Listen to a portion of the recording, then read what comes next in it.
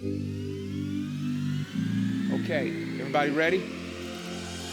Well, all right. So logistically, let me say this. If you have a question to ask, please move to the center of the aisle and use the microphones so that everyone can hear your question, and our panelists will have an opportunity to respond to you in a manner that is really audible.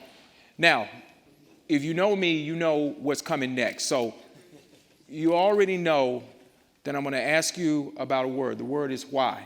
And the response is because kindness matters. Why? Because kindness matters. Why? Because kindness matters. Why?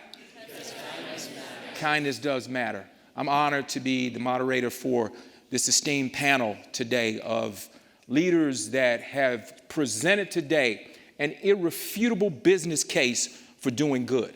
I'll say this. If you are a business owner in this room right now, and you don't leave this conference and make a difference and make a change, then the return on your investment makes no sense.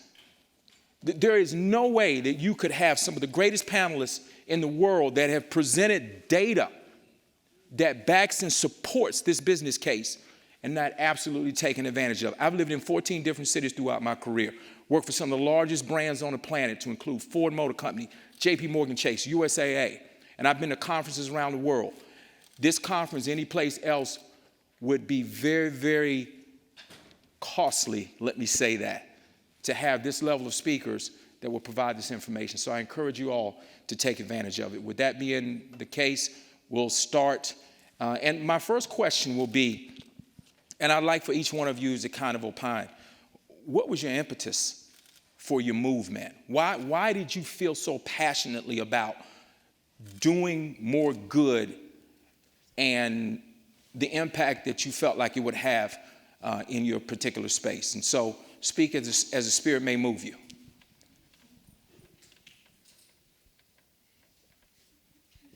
We're going to do a Quaker circle. Anybody can go first. Sit very quietly. Jay, you want to go first? Yeah, I'll jump in and go first. Okay.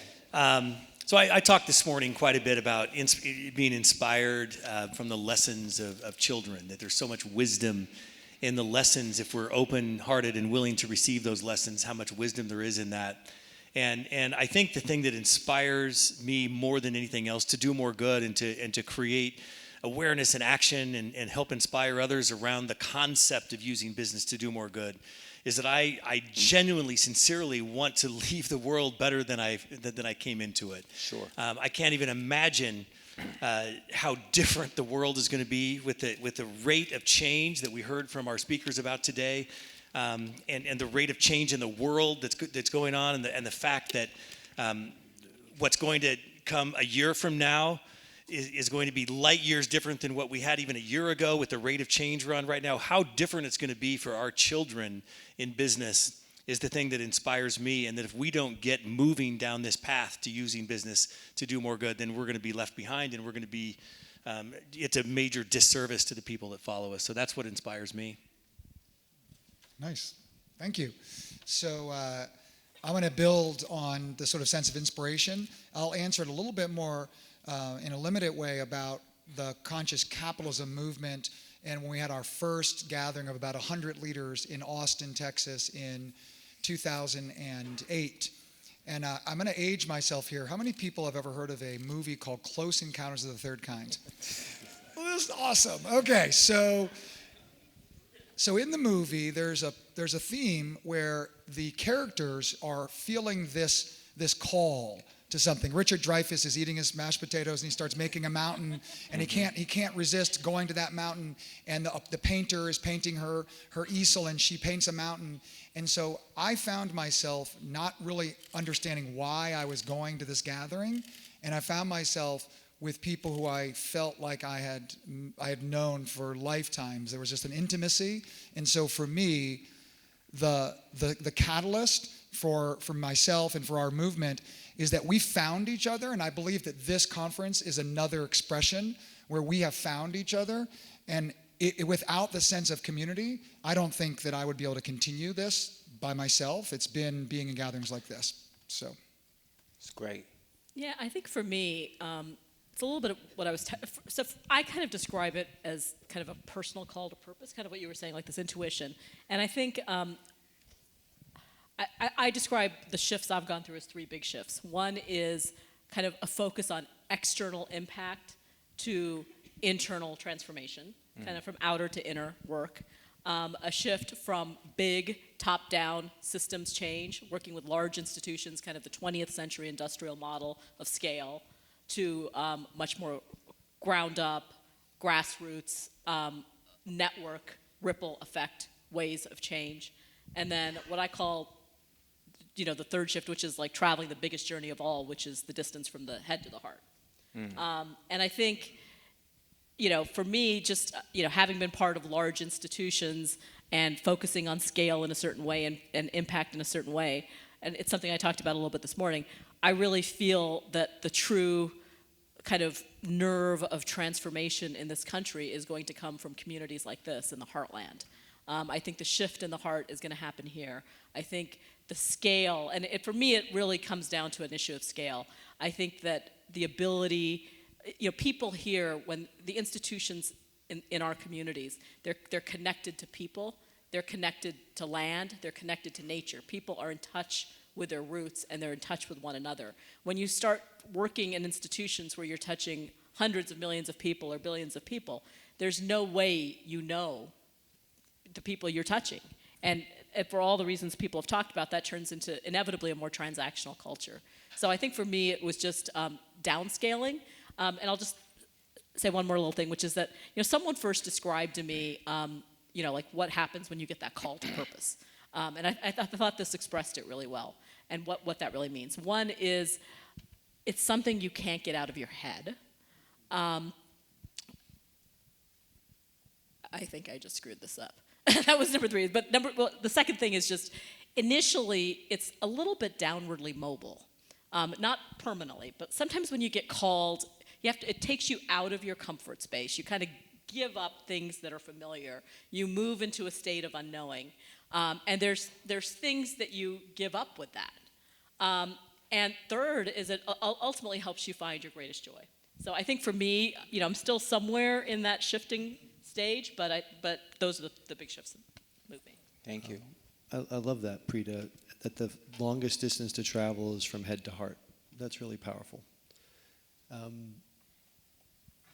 So what I would add to that is that there's a next destination, which is to hands, and that there's head to heart, and then there's heart to hands. There's thinking to feeling, and then there's feeling to doing.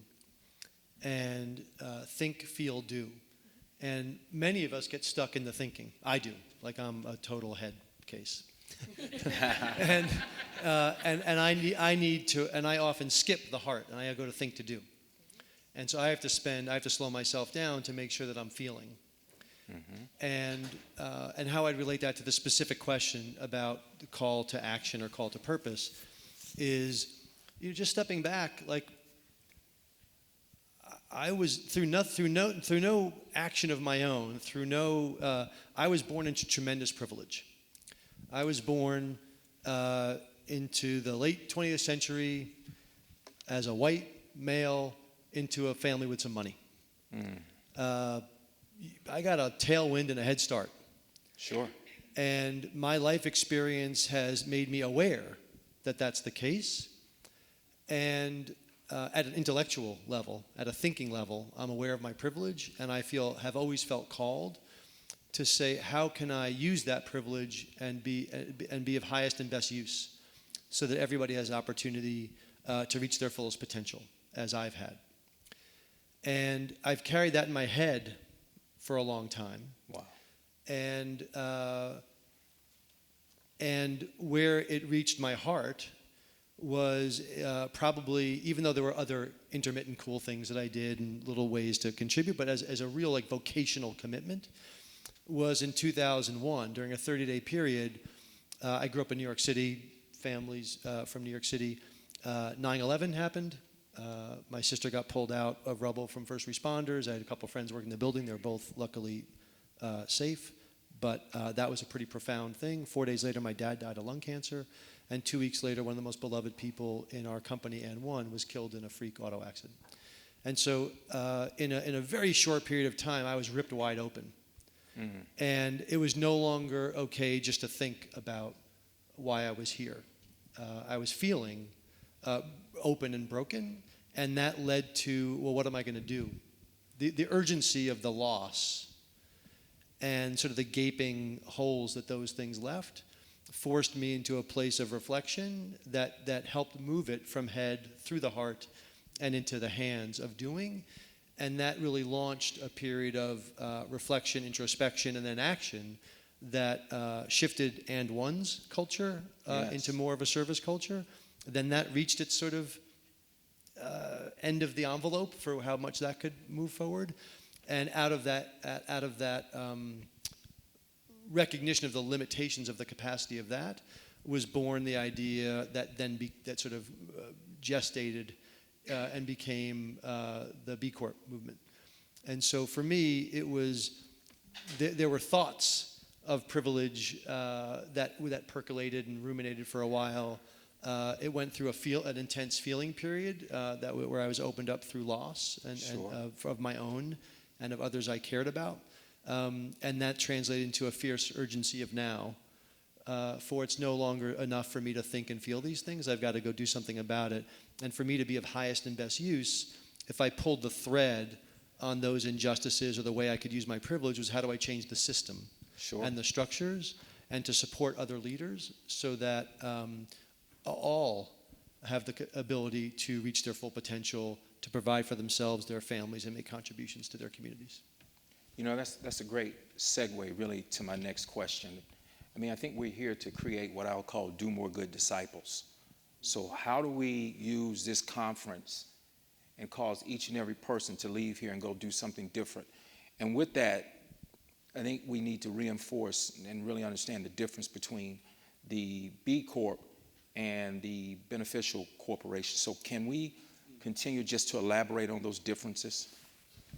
Sure. So super quickly, there's a legal form, a corporate structure, a legal entity that if you went on to the Nebraska, you wanted to incorporate a new business, and you'd see you could be an LLC or traditional corporation, or you could be a benefit corporation, and it's just a choice. And the difference for a benefit corporation versus a traditional corporation, they're both for-profit businesses. There's no tax differences. Well, maybe until Wednesday. But the difference is the benefit corporation has an expanded what's called fiduciary duty, which says those who elect that corporate structure are voluntarily accepting a higher standard of accountability, where they're now obligating themselves to make decisions that consider the impact on all stakeholders, not just shareholders. So they have overthrown shareholder primacy for that stakeholder orientation, and they've institutionalized that in their legal DNA. So that's a legal structure. It's available in Kansas, it's available in Nebraska, it's available in 35 other states, including Delaware, California, New York, other places where Nevada, where lots of people incorporate. And there's about 8,000 registered benefit corporations, and people just do that directly with their states. That's got nothing to do with we happen to draft the law, and the community of certified B corporations actually were the advocates to get those laws introduced and passed, but that's sort of now a public good.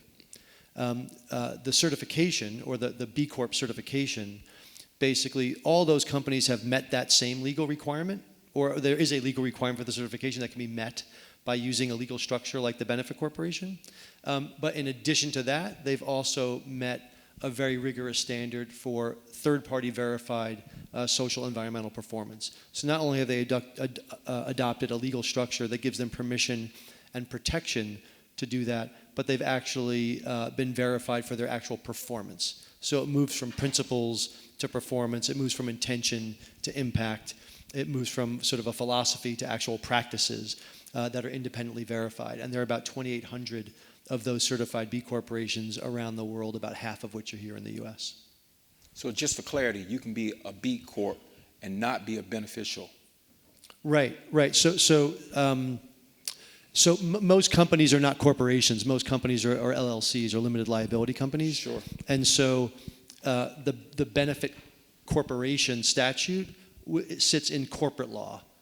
And so if for whatever reason you decide you want to be a corporation, you pretty much need to adopt the benefit corporation legal structure in order to be able to have permission and protection to run your business in this new way to do more good. But since 85% of all businesses in the US are actually LLCs, most certified B corporations have made a similar amendment into their LLC governing documents, which is called usually the operating agreement. And so we have worked with lawyers to create just a couple paragraphs of copy that basically make that same shift from shareholder focus to stakeholder focus within the LLC context, which is a different form of law called basically contract law. Sure. And the benefit corp thing is really just for corporate law, which is sitting in the property law side of the world. And so there are certified B corporations that are just LLCs or partnerships or S corps or C corps or whatever they are, and there are benefit corporations that are not certified B corps and don't have any intention to be. Our objective is to help all companies do more good, and those that want to lead or be recognized for their leadership, like Firespring, Assurity, other folks here in Nebraska, they have the opportunity to be recognized for their leadership and inspire others by meeting those standards of performance to become a certified B Corp. That's great. Is that helpful for clarification? I think it is. Anyone else want to elaborate? So let's open the questions up to the audience. And again, if you would, migrate to the center of the room and use the microphone. Thank you.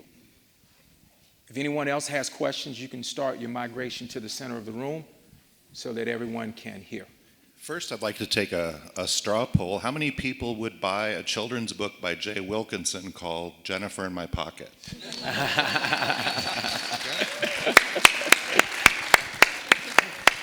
Jay, you mentioned this morning particularly that children kind of show us the way of having that good, open, transparent heart.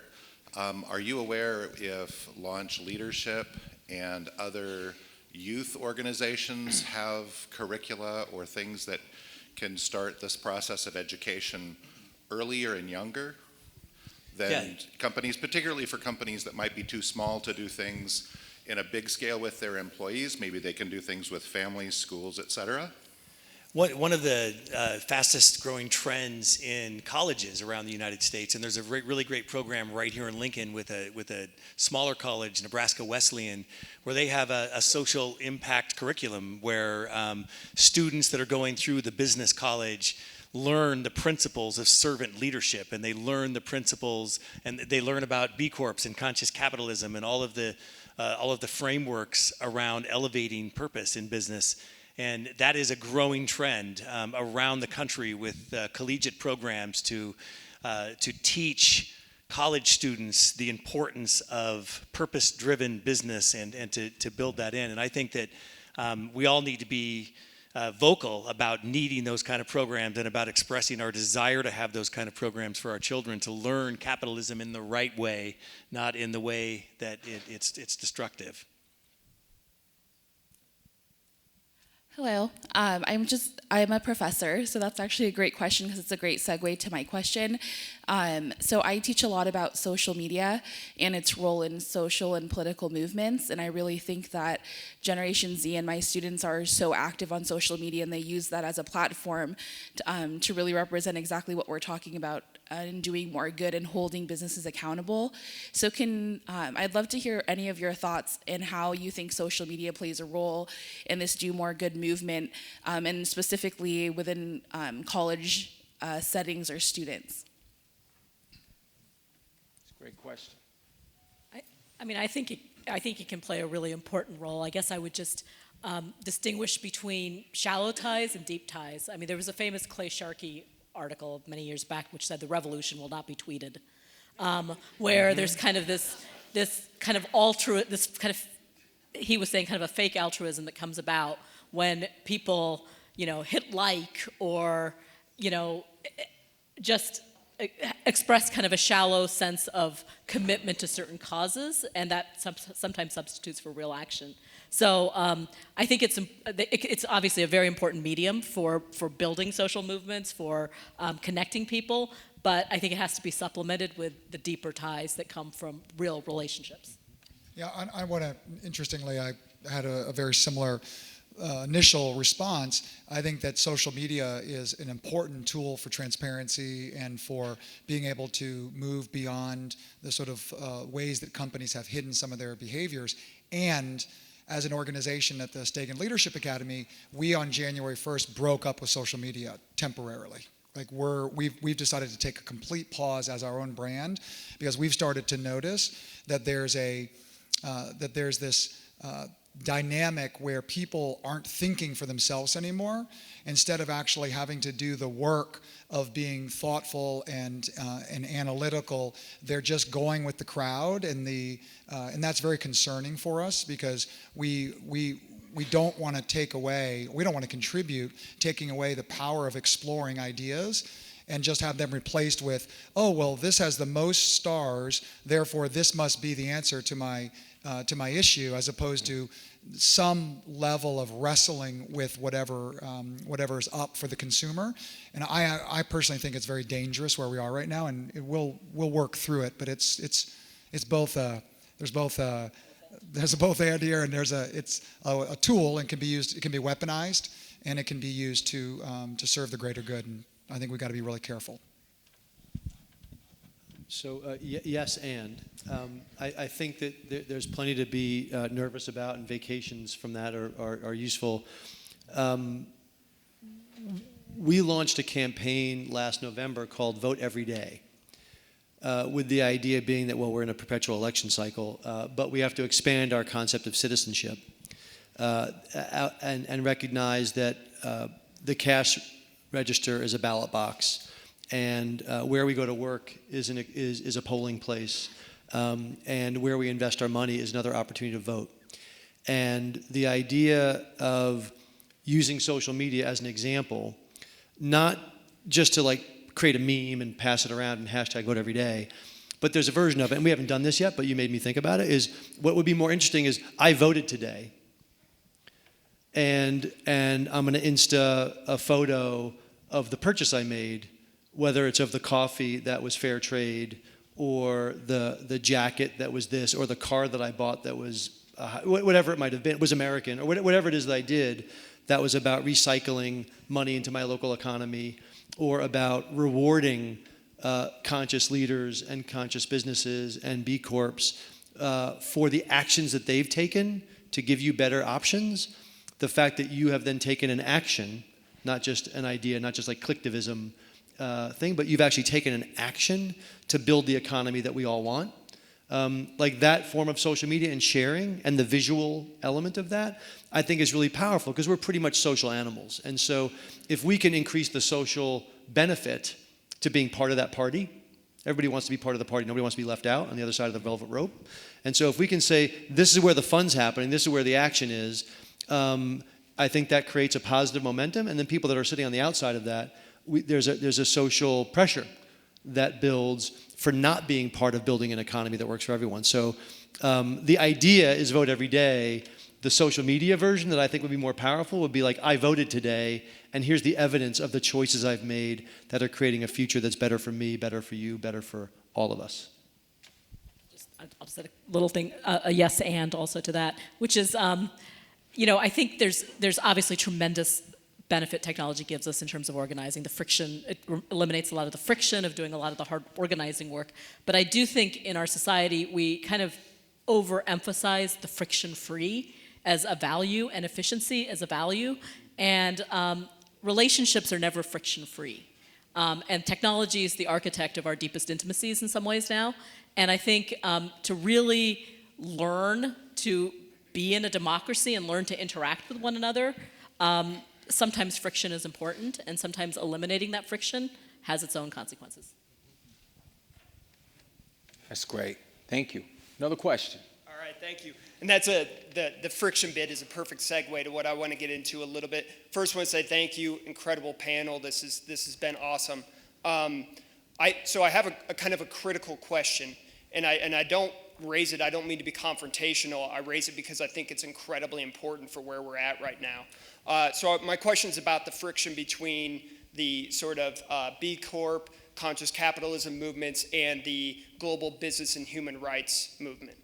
And as I'm sure you're all well aware, there's kind of an interesting relationship between these two movements. I've had the opportunity to do some work with the UN Working Group on Business and Human Rights, and I reached out to that network when I found out I was going to be able to come here, and I said, look, if I get a chance to ask some questions and have some conversations, what kind of points do you want me to raise? What kind of points would you raise? And so I tried to synthesize those. I'm going to be very brief. I'll try to make these very concise, and I don't mean to be too pointed. But here's kind of the sentiment of what came out. First, a lot of human rights groups are taking issue with what they see as a lack of leadership on the business and human rights agenda. And specifically, they were pointing to things like lackluster alignment with the UN guiding principles on business and human rights, the inconsistent upholding of human rights due diligence and human rights policies as a sort of anchor of these movements, and then the kind of overstepping the systems, the rights-based systems that really anchor claims of social responsibility, sustainability, non-discrimination, you name it. Now, and the other point is, I think there's a frustration because there are human rights groups who say, look, these corporations and these movements should be leading the business and human rights agenda, but they're pointing to situations where these movements are actually behind the trend in terms of some of these global trends. So this all gets to the point. There's concern within the business and human rights movement that there may be a sort of clash playing out, or perhaps even two ships passing in a night. And so my question, and this is where I thought this couldn't be a better panel to speak to this, my question is, how do we avoid that clash? And what kind of opportunities might you see for convergence? And I guess I should also premise with, it may be a misunderstanding on the side of the business and human rights movement, right? So there may be a sort of misunderstanding of language and practice and those kind of things. So I'd be first interested to know whether you think this is a fair critique, and then also get your thoughts on how these two movements might kind of coexist and converge. Thank you. Really appreciate the question, and critical feedback is always the best kind of feedback, so thank you for doing that. We'd be the first person to say, as a standards-based community, that the only thing we know for sure about our standards is that they're wrong. And the core principle is one of continuous improvement. And so if there are things that the business and human rights community thinks we can do to be able to bolster the standards that we use around issues of supply chain and in human rights in the B Impact Assessment, we'd be thrilled to work with leaders and activists in that world to make sure that our standards continue to reflect best-in-class thinking on those issues. That being said, we have been in significant dialogue with folks like Verite and other folks on the human rights front that are considered to be leading organizations. They're involved on our Standards Advisory Council, which is an independent group that's given the authority to create and evolve the standards that we use for certification. And we just launched over the last 2 years a Multinationals and Public Markets Advisory Council, specifically to go deeper on those issues where the more third-tier, fourth-tier suppliers of large multinationals, where that issues of human rights get stickier because people would draw circles around their scope and say, well, that's outside of our scope, so we're not going to be responsible for it. So we're quite aware that as, that we're imperfect and welcome the critique, that our standards evolve and version like software every 36 months. And so we're in now development for version 7. So if there's things we can do to improve, that would be awesome. And that we have leaders from that community that are actually on our Standards Advisory Council to help make sure that we've got that best-in-class thinking. But if there's stuff that's fallen through the cracks, eager to know about it so we can improve. So there's no resistance on our part to that critique or similar critiques on the environmental side or labor. There's lots of ways. We're looking at a whole host of issues and a whole host of stakeholders. We're not going to be the best experts on everything. Our job is to create a process of multi-stakeholder engagement that engages experts on those issues and then bring them into a transparent process by which we improve those standards over time. That seems like the best way that we can create a set of standards that are credible and that therefore the folks that meet those standards are credible, and that creates the value, that creates the business case for people to want to work with, buy from, invest in those companies. So we all have the same interest of making sure that the standards are as high as they can, because that's what builds the trust, which builds the value.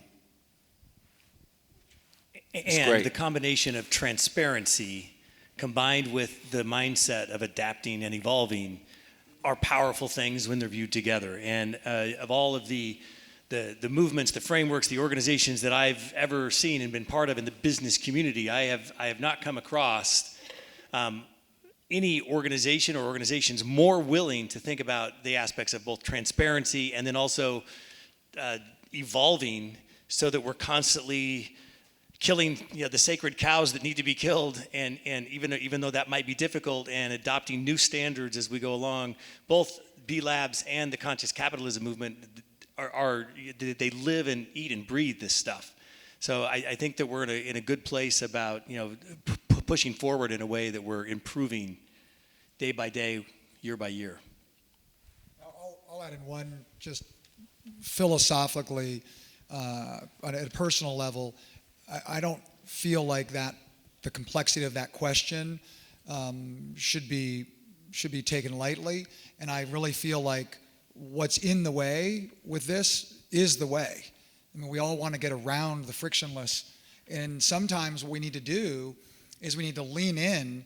And when Jay was talking, it was reminding me of a conversation at our board level many years ago. John Mackey from Whole Foods and Doug Rao, who ran Trader Joe's, serving on the board together after Doug retired, which was fascinating.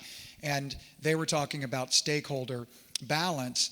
And John said, I hate the word balance. He said, we shouldn't be talking about balancing the needs of the various stakeholders. And I would suggest that we could take the stakeholder model and say there's the human rights stakeholders, there's the conscious capitalism stakeholders, the B Corp stakeholders.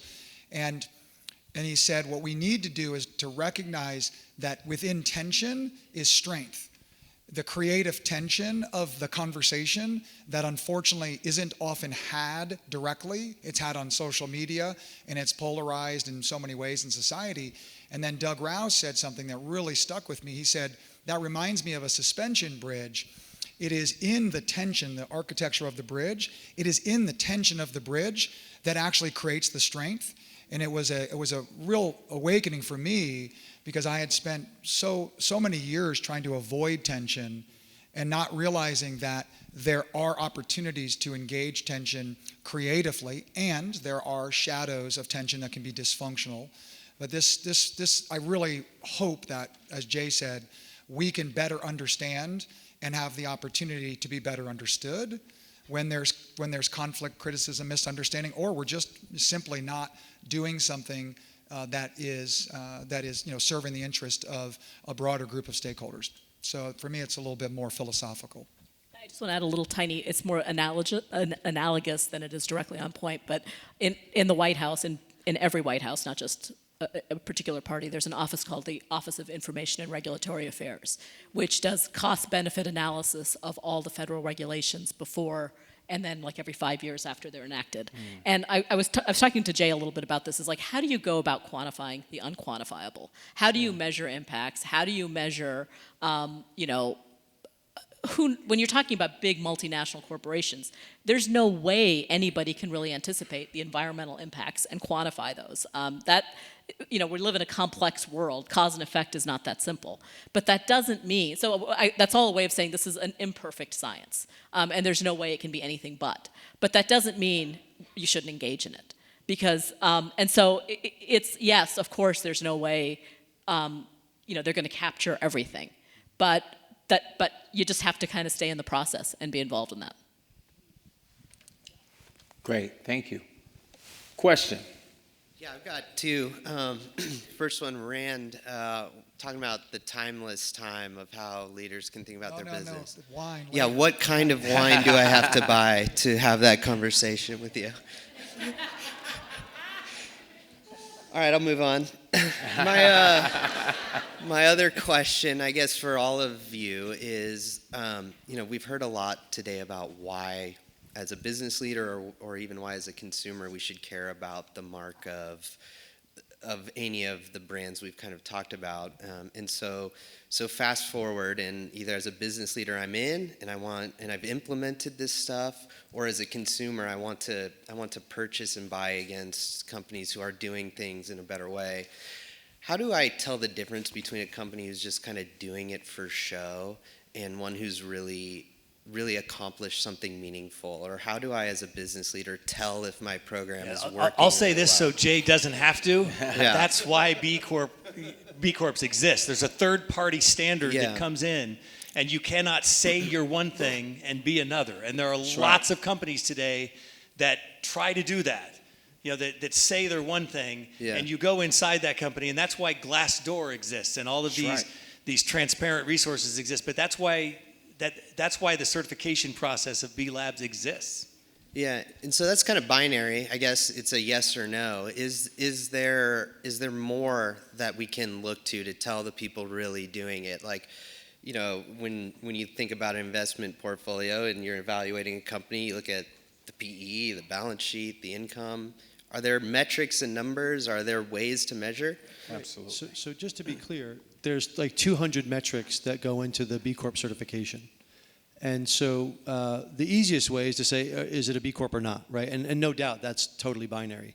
And there's only 3,000 B Corps, and so there may be plenty of places that you live or things you want to buy where there's not an option. And so don't by any stretch think that I'm saying that everything's got to go buy a B Corp. But that would be a first place to go, because literally the reason why we were created was to address the pain point of how do you tell the difference between a good company and good marketing. If you can't find a B Corp, the fact that you can see all the questions that we ask all the companies, that's transparent. And so go find the questions that most matter to you, whether they're about worker ownership or comp or gender pay equity or living wage, or whether they're about community engagement and volunteerism and charitable giving or supply chains and business and human rights, or whether they're about environmental issues of toxicity in products or waste management or carbon emissions or water use. Like, we ask all those questions. Maybe only 5 of those questions matter to you. Go find those questions if you don't know what the right questions are to ask, and email the company that you're interested in and say, I'm interested in buying something from your company, but I really want to know the company that stands behind the product, and I couldn't see anything on it, or there wasn't anything on your website. I'd like to know the answer to these 5 questions. And so one thing you could use as a consumer or as an investor or as a potential worker, for that company is to recognize that you've got the power. Mm-hmm. You decide where you're going to work. You decide where you're going to invest. You decide what you're going to buy. Make them compete for your support, and tell them what's important to you. And B Corp is a proxy for those that don't want to go through all the work. But if you want to go through the work and pick the 5 things or the 10 things or the one thing that most matters to you, let them know. And nothing will get to the CEO's inbox quicker than feedback from customers or job applicants or potential investors that this is what they care about. And I apologize. I've been looking here super rude if you've all been seeing me look at my phone, because my phone is blowing up because I got to catch a plane. And so I'm going to have to jump out so I don't miss that plane. And I'm so sorry I'm having to leave the panel early and not be able to stick around tonight for dinner for everybody. But thank you very much. On Jay's, I think your website also includes transparently all of the criteria for each. That's what I mean. Statements, Yeah, you can go to bcorporation.net or bimpactassessment.net. Look up any company, look up any of the questions, and they're a free public good for anybody to use for whatever purposes you want. Thank you, and I'm so sorry I got to leave. Let's give Jay a hand. Oh, thank you. Yeah, I appreciate it. Absolutely. Thank you. Thank you so much.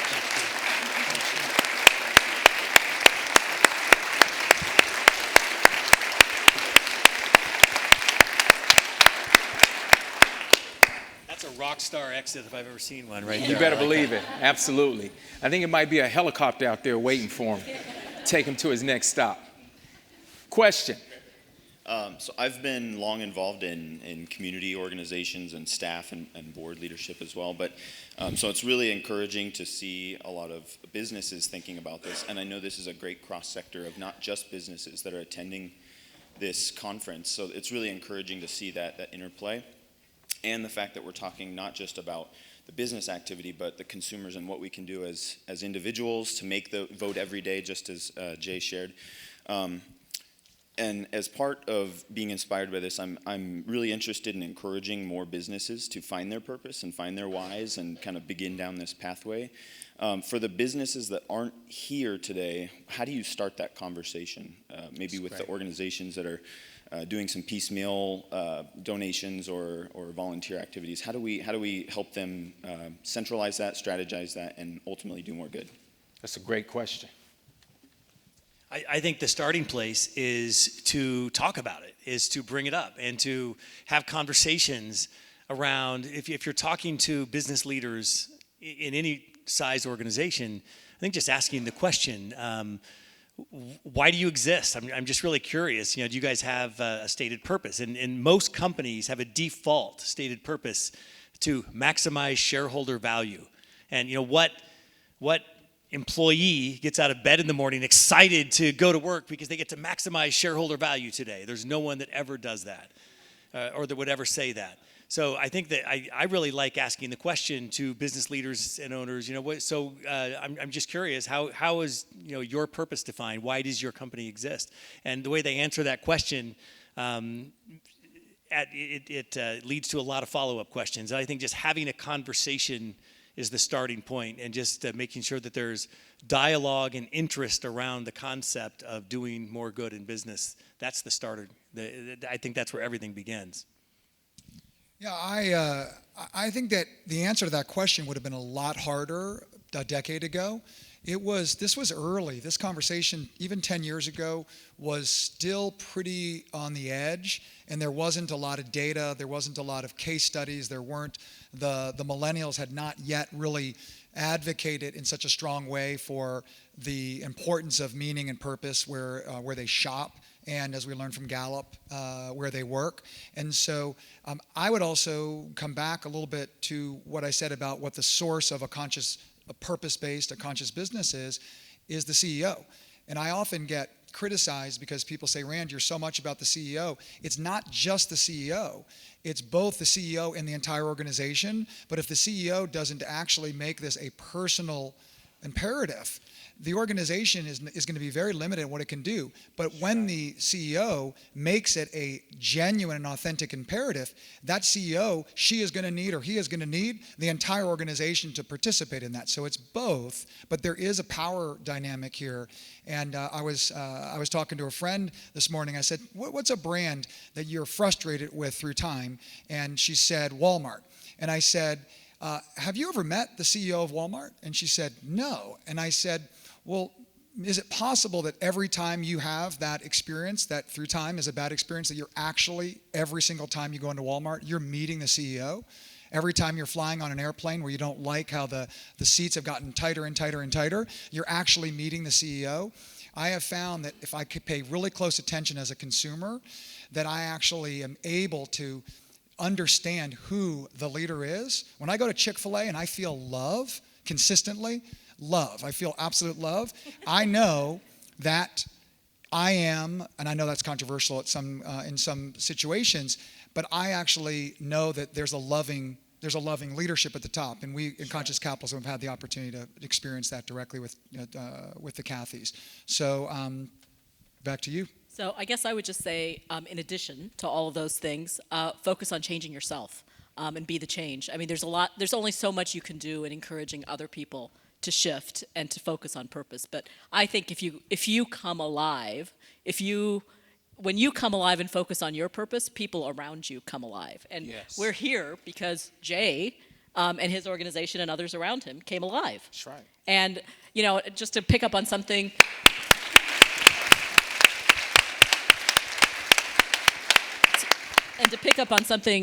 that this Jay was talking about, we were talking about the journey from the head to the heart to the hands.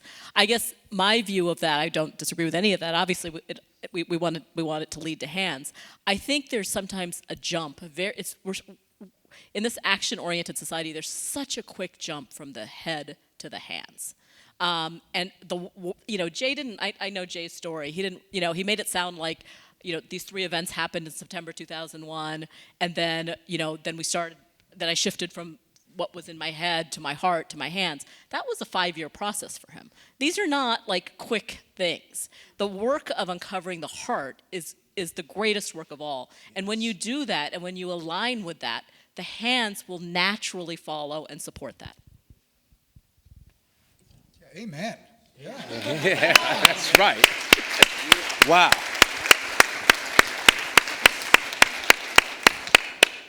Well, listen, we have just a few minutes left. I saw the 5-minute hook. So in closing, I'd like to ask our panel, give us a one quick minute around the value proposition of do more good. Let's articulate this value proposition. And then the action for the audience is to go out and talk about this value proposition, become do more good disciples, and let's make this thing go viral around the world. So Jay, you want to start? Yeah. Wow. There are so many different things that I think of when you ask that question. I think the most important thing, to Preeta's point, is it all starts within. It starts with us, with each of us individually making a decision to transform ourselves first. We have to start with ourselves first. And I talked earlier in my talk about the importance of vulnerability and love. And I believe that those are the most transformative effects for a leader, and the most transformative attributes that any leader can embody. Because until we stand up and admit that we don't have it all figured out, that we're on a journey and we're somewhere on that path, and that we're never going to arrive at the destination of having it all figured out. I don't care who you are, who any of us are, we're never going to achieve that point where we've achieved perfection and we know what the hell we're doing. We're always learning. We're always growing. It's just part of being human.